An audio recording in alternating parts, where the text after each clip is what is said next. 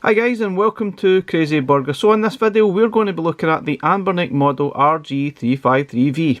Without further ado, let's get started. Okay, so we're going to be looking at the Anbernic RG353V. Inside the box is just the console, charge cable, user manual, that kind of thing, and this gives you a sneak preview to what colour I've got. There's 4 different colours available in this style. Here's some information on the side. I definitely like the little boxes that Anbernic send these units in. This one's got a dual operating system. It's got Android 11 and it's got Linux. It's got an RK3566 quad core internals, and it's quite similar to another device that I've purchased recently, which is this one here. And I really enjoyed this one. I love the style of this one, and hopefully it's kind of similar. But maybe a sneak preview here, it's really left me a little bit disappointed. Anyway, enough of that. We'll get through the video and I'll give you my thoughts as we go. That's the full details there. Got a 3.5 inch screen, and you've already got a sort of dual sort of memory card system as well, one for Linux and one for your Android and games and stuff, and it supports all the way up to PSP, N64, and you can actually play Gamecube games, sort of Wii games on it, but yeah, not amazing. PS2 games, but yeah, your high-end stuff, it's really not going to work on this, but you could probably play a few. Anyway, let's get this box unopened and we'll look at the actual device itself. It comes wrapped nicely as such, and it's got a nice little protective rubber on it. You can see it's got this nice rubber to protect it, and then voila, we have this lovely Anbernic unit. I definitely like this colour best out of all the sort of units that it had. I'll leave a link in the description where I've got it from. The price, I think it was about £120–130 if I recall. But I love this style, but you can get it in slightly different styles. Yeah. So let's have a look at it. You've got obviously your dual sort of analog sticks down the bottom. Now these, it's quite nice to have them dual, but honestly when I'm playing the games I just don't think they are the most comfortable at all. They are very much like Switch dual analog sticks. D-pad is fine, typical D-pad from Anbernic. You've got your start, select, and you have a function button right in the middle here, and you've got your buttons. They all feel quite nice, there's no big issues there. At the bottom here you've got your charging stick there. It's USB-C, so that's quite cool. Go around the side here, you've also got a volume up and down button. So on the other end you've got your headphone, you've got a mini HDMI out, that will also let you display it on the TV, and you've also got an option to add maybe another controller or something else like that, maybe a keyboard or something else there. Not that I'm going to do that, I guess, but the option is there. Now on the other side we've got the 2 memory cards. We've got a reset button here, which is quite cool. That's quite good to have just in case something goes wrong. And you've got your on-off switch at the top here. So you've got 2 memory cards in here. One is for all your games and ROMs. If you got that in, that'll if you got both in, it'll boot into Linux, and if you take this particular one out here, it'll then boot into the Android system. But we will show both systems working as we go through. So on the back of it you've got your 4 trigger buttons, and they're okay. They're just really kind of soft clicky. They're not bad. Not really sure how useful they're really going to be in a lot of games, but they're there anyway. It definitely looks nice. I like the design of this. It's really cool. You've got your single speaker here. Wasn't overly impressed with that, but once we boot it up we can have a better look at it. Okay, also in the box, just beneath there, you've got your charge cable, USB-C. I've actually got a screen protector in here as well, which is quite cool. And we have a little user manual. This is actually quite cool for Anbernic. It goes into quite some detail about some of the information of the memory card and some of the different function settings. So definitely an improvement in that front. And also you have your memory card in the box as well, which is a 64 gig, which is now in the device, and I'll sort of pop it out and show. So included was a 64 gig memory card, not the greatest obviously, you may want to swap that around. It already has maybe a few thousand ROMs on it for your usual sort of NES, Mega Drive and sort of ones here and there, which I'll show in the video. I have also added my own sort of games. Now you want to change the memory card, all you need to do is put the memory card into the device and it will automatically, just turn it on, and it will automatically create the folder structure that you need. And all you then need to do is drop the ROMs into the different folders, which I'm showing on the screen now. It's very, very simple. All the BIOSes and stuff are already there, so obviously it's not ideal, but a little bit dodgy, but pretty much typical from these Anbernic devices. So guys, just a little quick comparison. This is the RG353P, and the internals of this is pretty similar to the V version here. Obviously it's just a different aspect ratio. The screen kind of looks the same size, to be honest. It's kind of strange. It does have the similar size screen, 3.5 inches, but it obviously plays very different. There's no doubt that the P here is very comfortable play and it feels perfect in the hand, given that it's a controller style, and I absolutely love this device. This one is very different, and I think it will be better for some platforms and some games, others maybe not so much.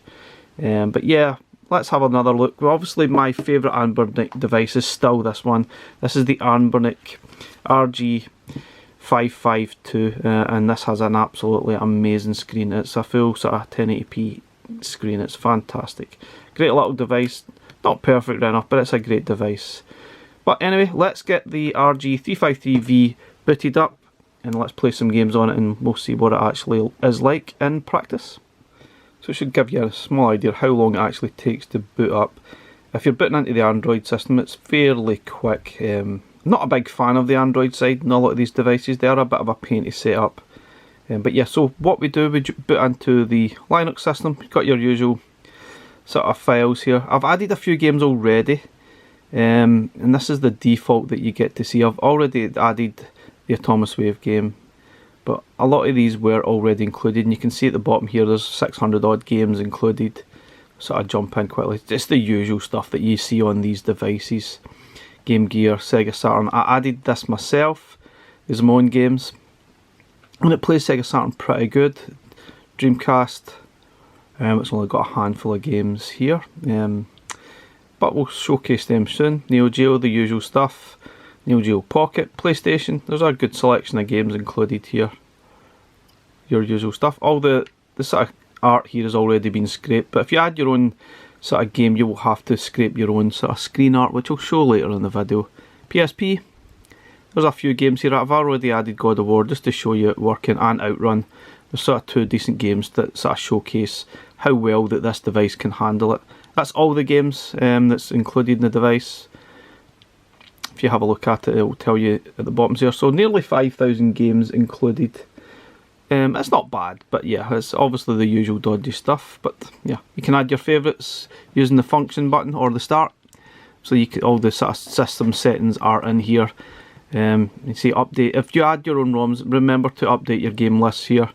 Quite important, so that it brings it onto the screen for you. Lots of different options as usual. Video mode, smoothing games, blah blah blah, auto save and load. This is all a personal preference, so I'm not going to mess about with that and show you what to do. And that it just seems a bit pointless because everyone is going to have their own preferences. So this is the section I was talking about earlier. If you add your own games, you may want to screen scrape the sort of box art and maybe some videos if you want. Now to do that, you need to do the usual, go on to screen scraper.fr and create yourself an account, and then add the details at the bottom here, username and password, and then you can then connect to the Wi-Fi and download all that to all the games that you've not got the word art, the art for, or the videos. Oh yeah, so if you go into the UI settings, this is where you can sort of change a few different things. Now the theme set that it's defaulted to is the Anbernic Simple theme. There's a few other different ones here that you can change it to, and I'll just maybe change it to a different one just to see, and then you can get an idea. It's really up to you. I mean, I don't know what one I prefer, to be honest. I'm not entirely sure. Let's change it to another one. Some of them are quite cool. Some of them are kind of not cool, but yeah. Let's have a look at another one. I honestly don't know which one I prefer. Quite cool that they are there by default, but Yeah, I'm not entirely sure which one I would prefer to jump to. Some of them were quite nice, to be honest. But yeah, some are not. Anyway, what I think, I'll put it back to the default setting, and then we'll get on playing some games. Okay guys, this is Vertical Arcade. Now this just seems completely pointless because it's obviously meant to be played vertically. It just doesn't seem any point in playing them, so I'm going to miss that. I don't know why they've included it. It seems completely pointless. We've got some arcade stuff here. We'll maybe just pick a random game. Don't want to be accused of just picking the first game. But yeah, let's pick one random game. Oh, yeah, let's pick the random game, then I'm going to show you something that's really bad about this device. Now, one thing I don't like about this device is the fact that these dual analog sticks are not the most comfortable to sort of use within the games. Personally, it's better just having the D-pad as your default to play these buttons. The actual triggers in the back are not too bad. I mean, it feels comfortable enough in your hand. Just I don't think if you're playing games that use dual analog sticks, I don't think you would enjoy it too much. It's not the most comfortable experience. Let me jump up the sound a little bit so you can get an idea of what this sounds like. I don't know if that's up to the max. No, that is nice. Personally, I think this sounds a bit tinny. It just, yeah, it feels like it really could be doing with another speaker there. It just doesn't sound great. It's functional. Let me put it down a bit so you can actually hear me as well. Okay.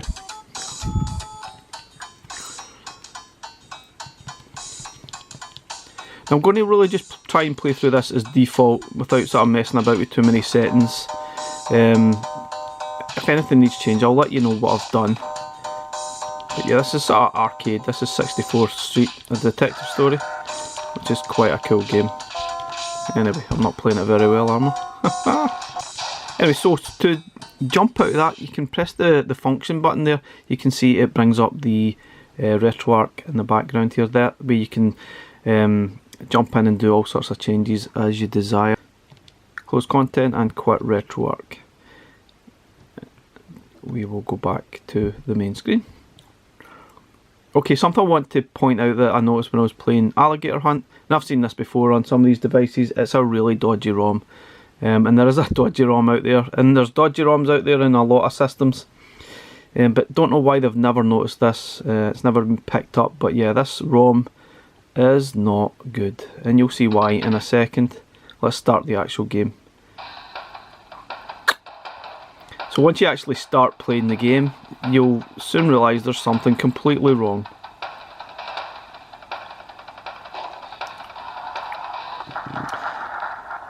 Okay, it sounds fine, but there's something obviously missing. Yeah, there's no enemies on screen, and that means this ROM is completely unusable. Should be on here, doesn't work. Yeah, well, I was saying that to actually save games, it's actually function and the R1 button. That saves the game. If you want to load that in again, if I just show you what I've done, function and L1 button. Yeah, so function and R1 to save, function and L1 to load, and that should be the same for most of the sort of games on here. It's not select and start that you use. It's definitely the function button. Anyway, let's get out of here. Final Burn Neo, let's have a look at AB Cop. This one can be a bit tricky in some devices to play through. So obviously the screen, it's an OCA fully laminated 640 by 480. And that's probably enough for most of the things that we're playing here, and it does look nice, there's no doubt about it. The only problem is the aspect ratio probably isn't ideal for a lot of the sort of formats you're playing in. I think one of the ones, if you play PSP for example, it just looks all squashed up and just doesn't work. Yeah, it seems to play quite good though. This is one that's actually utilising the triggers in the back. I'm actually pressing the R2 button to accelerate the bike. You don't see that very often in a lot of these games, but yeah, it certainly works using the trigger button. Nice. Obviously they're digital, not analog, which is probably not ideal, but yeah, they're fine. So jumping quickly on through some of the other games, let's have a quick bash at Amiga just to show it working. I'm not going to play every single format and game on here, that's not the purpose of this review. I'll just show you how things are working. It really depends what you want to play on these things and what your favourite things are. I think Personally, not sure about the top end stuff, but you might want to play some of these games. Oh.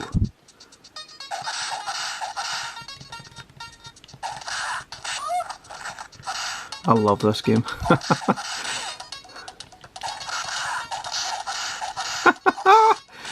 Yeah, fun.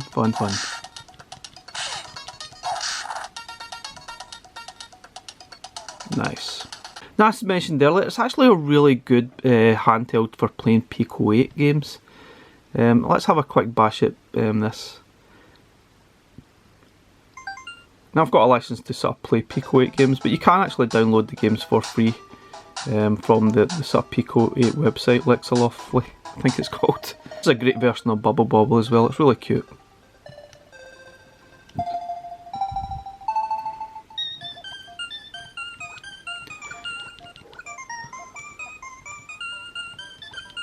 Love it, absolutely brilliant. And yeah, there's lots of Pico 8 games out there if you're interested, absolutely brilliant.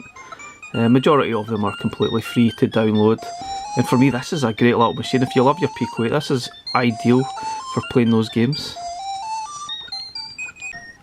Just a quick thing, the function button doesn't actually work to get off of Pico 8 games. You need to press the start button and then shut down that way. Let's have a look at Atomic Wave. This is Dolphin Blue. In some devices I've seen this really struggle. A little bit of stuttering, but it sounds good.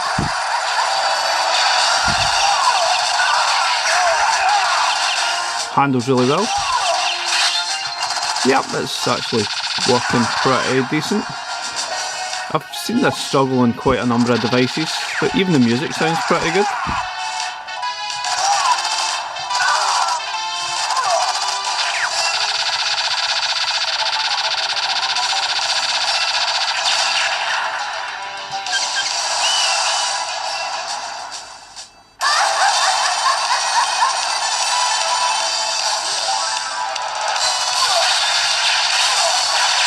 Quite a crazy game.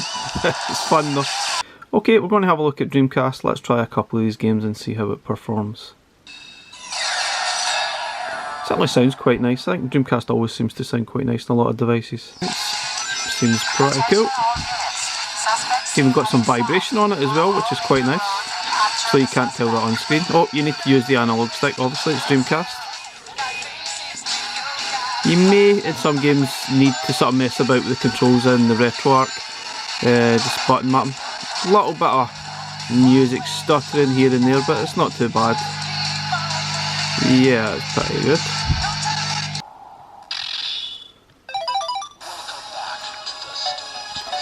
Okay, this must be a dodgy ROM or something that's on this, because it should be able to handle this no problem. See, the sort of art here is all over the place for some damn reason. Let's have a look how the actual game performs. I'm pretty sure this is just a rubbish ROM.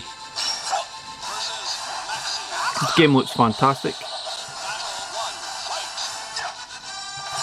Yeah, the gameplay's fine. It's just a little bit of a graphical issue in the title screen there. Yeah, it seems absolutely fine. Handles fine, no major issues as far as I can see. Okay, we'll have a look at PlayStation now. This is Tekken 3, it says Iron Fist 3 right enough. That's just your typical nonsense that you might see in some of these devices. Let's sort of go in a little bit closer. See, it sounds fine. My initial sort of reaction was that the sound wasn't particularly great, but in practice when you're playing games it's actually fine, absolutely fine.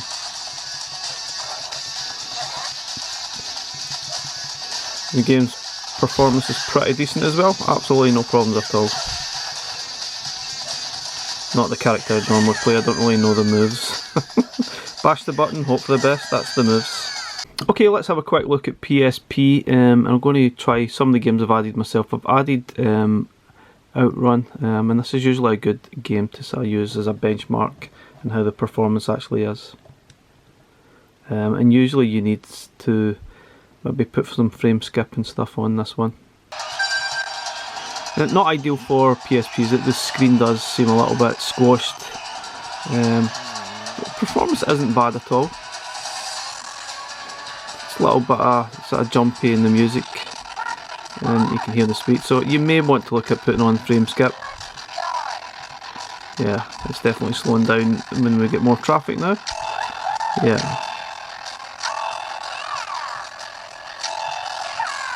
So let's have a quick look. So if you press the function button, you've got the option here, you've got your settings you can jump into and maybe change some of the options. So your frame skip is actually off. You can maybe tick auto frame skip and it just makes it up to 1. And we'll maybe go with that at the moment. Let's see what the resolution. So the resolution is just set at the standard resolution. Should be fine. So once you've done that, go back, continue the game, and you can hear the performance has definitely improved a good bit. Yep, it's definitely helped. So it's not going to work for every game. If you even put God of War on, it's probably not going to be perfect, but we'll try that next. You can see it's made a massive difference to the gameplay here. Certainly making the game completely playable, which is good.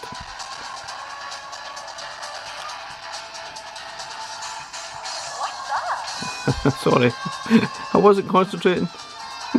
Anyway, let's jump to God of War and see how that performs. I'm not expecting an awful lot, to be honest. It usually struggles on pretty much everything you play it on.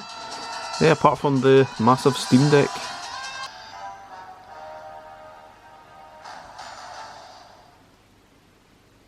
Okay, so while I'm trying to play this game, it's actually crashed for some reason. And I've seen this actually happen in a few games I've played. The system crashes, which means you need to utilise the reset button on the side.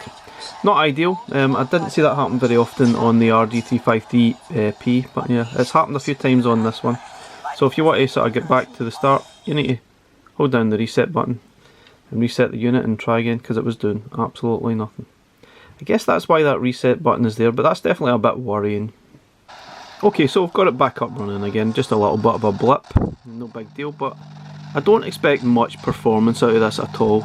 I think you'll have it minimal playable. You can see the frame rate is juttering. This is at frame skip of 1. You could probably mess about and have the frame skip a little bit more, but then the game just becomes completely unplayable. I think, yeah, even at this, it's barely playable. I don't think you would enjoy this experience at all as you are playing it. So yeah, not ideal. I think you'll find that with a lot of PSP games, some will be fine and others will probably be completely unplayable. Okay guys, we'll maybe have a look at N64 now. I'm not going to go through everything on here because a lot of things play absolutely fine. There's no point in going through NES games and Mega Drive stuff, it's just pointless because they play absolutely fine. But yeah, let's have a look at Nintendo 64 games. They can be notorious as well for playing, but obviously you've got different options for your emulators to use. Press the select button, then you go to advanced system option and you've got the option to change the emulator. Now they're all set to auto, but you may need to mess about, especially with some arcade ROMs, main ROMs. But yeah, here you've got these options here. Now I don't know which one will work best with each game, but you may need to experiment, so yeah, we'll just leave it auto and go with that for now and see what happens. Turn the sound up slightly. So far so good. So ideally it's better leaving these things in default setting. Then if they work like that, perfect. If they don't, you've got the options to mess around, I guess. But so far so good. Oh, a little bit jumpy here now. The button mapping's always strange with Nintendo 64 games. But I'll shut up and see if you can hear the sound. It seems to be doing alright. It's hardly running at 100% perfect, but it's actually not bad. It's playable, that's for sure. So put the sound up a little bit. Oh, look at that. Don't know what that was going on there. It's a little bit awkward when you're playing games utilising the analog stick and the buttons. It just doesn't feel very comfortable on the fingers. I'd rather play it like that. It just feels like you're stretching your fingers a little bit when you're playing, but yeah, not ideal. Okay, so far so good. Don't see any noticeable flickering or anything in the graphics. Let's sort of bring it in closer so you can see. Sounds okay too. I've not got it up too far so you can actually hear me speak, but sounds certainly a lot better than I initially expected or thought. Graphic looks quite nice and colourful.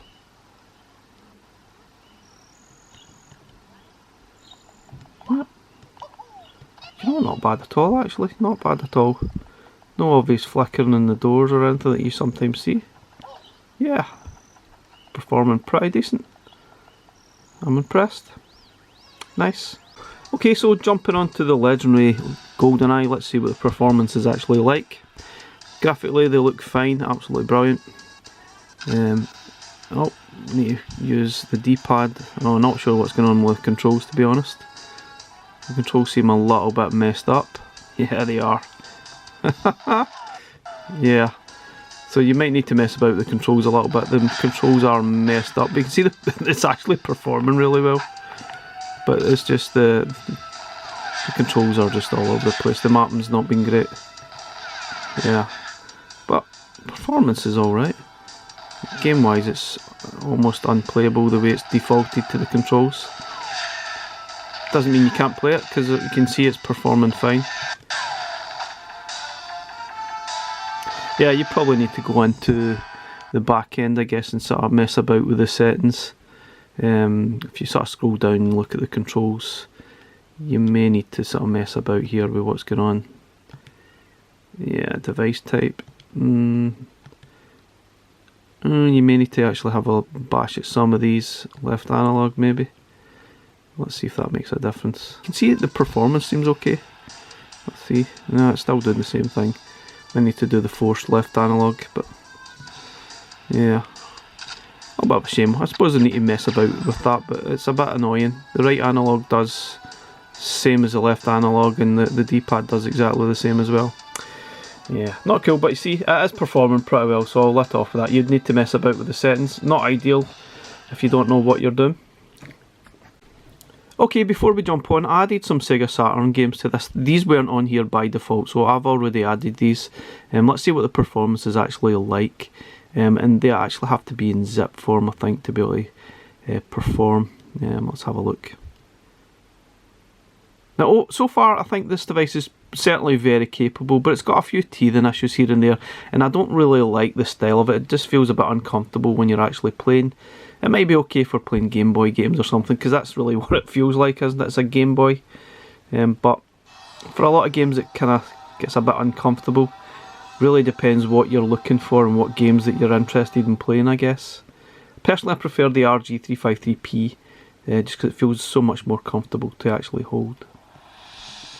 But we'll play this now, and then we will jump onto this quickly the Android system. Personally, I prefer the Linux because it's just pick up and play. The Android needs a lot of work, and it can be really tedious to set up.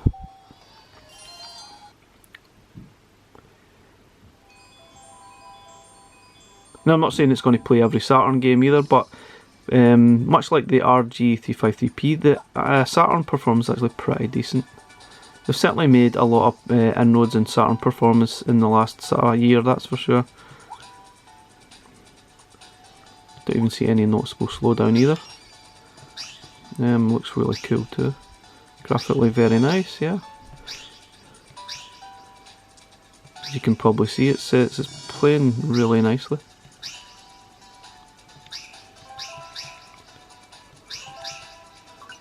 Wow. Doesn't feel the most comfortable, to be honest. I'm using the left analog stick to sort of manoeuvre here. You can use the D-pad, but it still doesn't feel the most comfortable, I think, in your hand. But you can see Saturn so far is pretty decent. I think if it's playing this one, then you'll probably be able to play a heck of a lot of games on this little device. But anyway, guys, let's have a jump onto the Android system, and we'll see what the performance is like there. So to actually do that, you need to obviously turn your unit off and reset it. You need to remove this memory card here and then reboot it, because the second memory card is basically the one with all your ROMs on it. But if you remove this, it will then turn the unit on and off, and you will boot into the Android system. Okay, once you reset, it takes a little while to sort of boot up.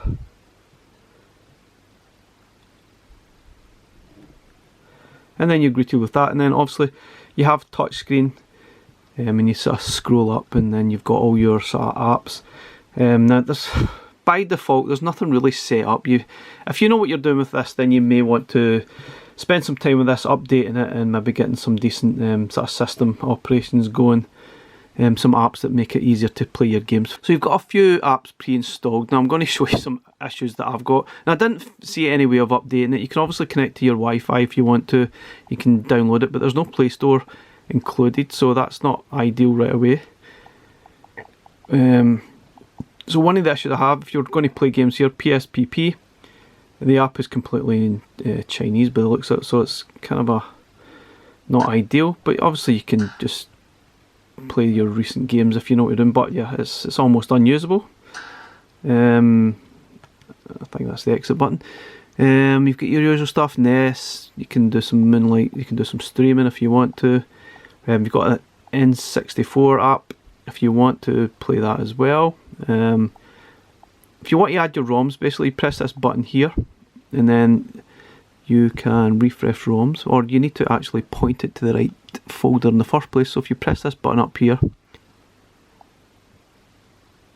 yeah, so if you press the refresh button, then you need to choose your actual memory card. If you look at the left hand screen here, it's usually defaulted to the SATA unit itself, but you press your SD card, then find the actual folder that they're in.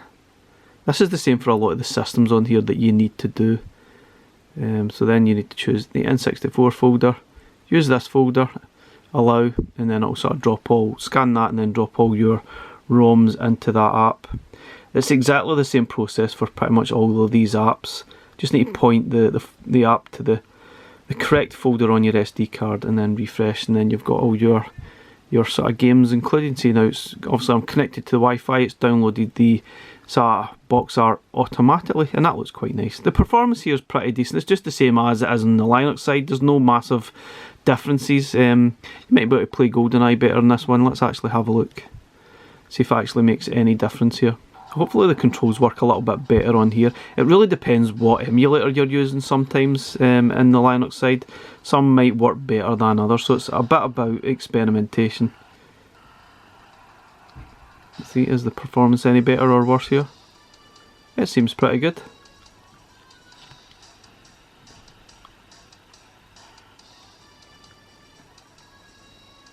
Yeah, here we go, so we can actually play the game better this time. I'm using the trigger buttons as the fire right enough, but the left analog stick is controlling, and performance is pretty decent. Also I need to try and aim here, don't know what one's aimed, yeah, so the buttons are all over the place, so it's not ideal. Your R1 button uses that to sort of aim better, and R2 to fire, L2 to fire, weird. So yeah, odd button mappings, but at least it is working, and you can see, and here, the performance is good. Let me go and die spectacularly now. Quite sensitive and awkward to play, I think. Not ideal, but performance is good. Yeah, you jump out of these Android ones, you can really just swipe up the screen and just do that to get out of it, I guess. You can also press the function button and go back to the main screen.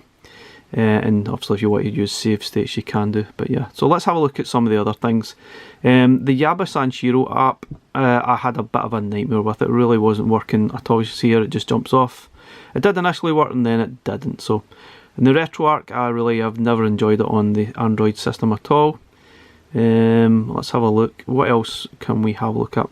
Dolphin, that's for your Wii and Gamecube games. Might have a quick look at that. And also we've got a PlayStation 2 app. There are actually games defaulted here. I'm not even sure what they're all about, but we'll maybe jump into one of them. I don't really think you're going to play a lot of PlayStation games. You might get some to work, but a lot of them will probably struggle on this sort of device. But there are some default ROMs there that seem to play okay, but I can't see a lot of them working very well. Again, you can get rid of all of this on-screen stuff. You just need to go into the settings and remove it. Now, I've no idea what this game is, some kind of Chinese game. Not got a clue what it is and what's going on. And obviously it's completely in Chinese, it's really completely unplayable. Oh, some English. Let's see, put the sound up here a little bit. Seems to be playing pretty well, but honestly I don't really know what it's all about. But yeah, I think we'll press the function button and you can sort of exit that. Okay, so this is the Dolphin MRGR2 app. It doesn't work for me for some reason. Just won't load anything. It needs an update, clearly something happening there, but try the actual standard Dolphin app. And it's got a few games already here. There's obviously some sort of Wii games, I'm not really sure what they are. And I've got Beautiful Joe, which is a Gamecube game, but yeah, let's have a look at that one and see how it works. You see you've got all this on-screen nonsense, you can't take that off. I think you'll get some adequate Gamecube performance. It won't be amazing, but it should be okay.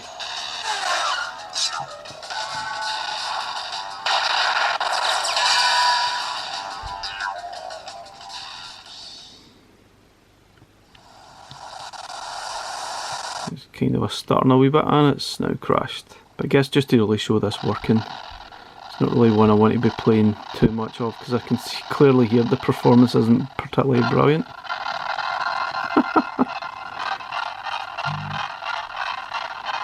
Yeah, you can clearly see it's stuttering like crazy. So let's have a look at one of the other ones, whatever the heck they are, before we wrap the video up, I think. Android side is one of those ones you really have to spend the time perfecting it. I think there's options out there you can actually upgrade the Android side and maybe do your own sort of software for it. That might be the better solution, but for me I can't really be bothered with that sometimes. I'd rather just plug and play, much like the sort of Linux side. So this is some kind of a Crystal Defender, sounds like Final Fantasy, doesn't it? Anyway, let's have a little look at this one. Okay, so this seems like some kind of a low-end sort of game that's going to play on the Wii. You might get some games that will play, there's no doubt about it, but I think performance will be all over the place, which is typical on these devices. Okay, I'll be honest, I'm not a big fan of the Android side, and it does take a lot of effort, and sometimes I really can't be bothered, especially when you've got a Linux side that's actually working really well. There seems to be a little point, unless you really want to struggle away trying to play Wii and GameCube games and PlayStation games on here that really aren't meant to be played on this sort of device. You might get some luck with some of the games, but I wouldn't recommend it, honestly. It's not worth the effort or hassle. And I didn't see any massive performance gains by playing the games on here, as opposed to Linux. Sometimes you see a massive boost, but there isn't really one here. It does seem like this does need a bit of an update, to be honest. And there's a lot of apps not really working properly. I didn't see anything obvious in the settings to get an update. But yeah, let's give you my overall thoughts of this little device.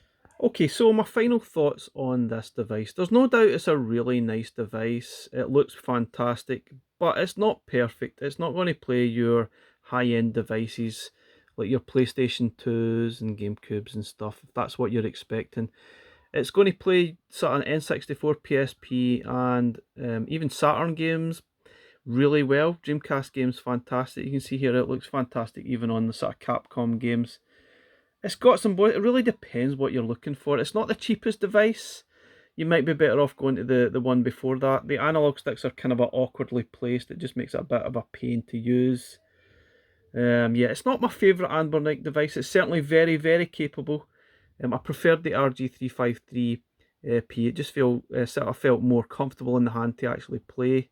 But there's no doubt this is a really decent device, but it's not amazing, it's not perfect. I really don't enjoy the Android side at all. Too much hard work. There's no effort there to make it sort of more user-friendly for anyone picking up. You'd have to put in all the effort yourself, and it does get extraordinarily tedious to sort of go through. But it does look nice. It's a nice one to add to the collection. And for certain games it certainly does work extremely well. Not ideal screen ratio for certain types of games, right enough, but yeah, it's a decent one. I'm just not sure it's worth the £130, £40 range market, that's for sure.